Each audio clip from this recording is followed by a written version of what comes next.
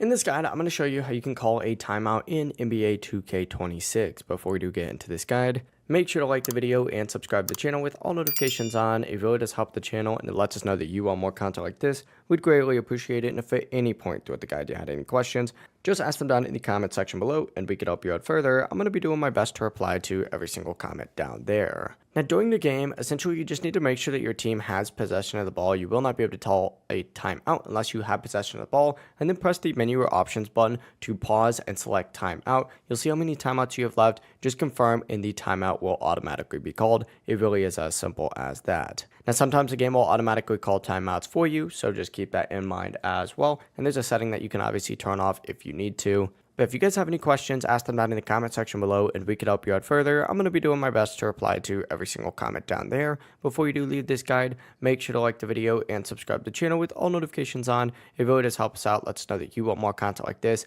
We'd greatly appreciate it. Have a great rest of your day though. Peace.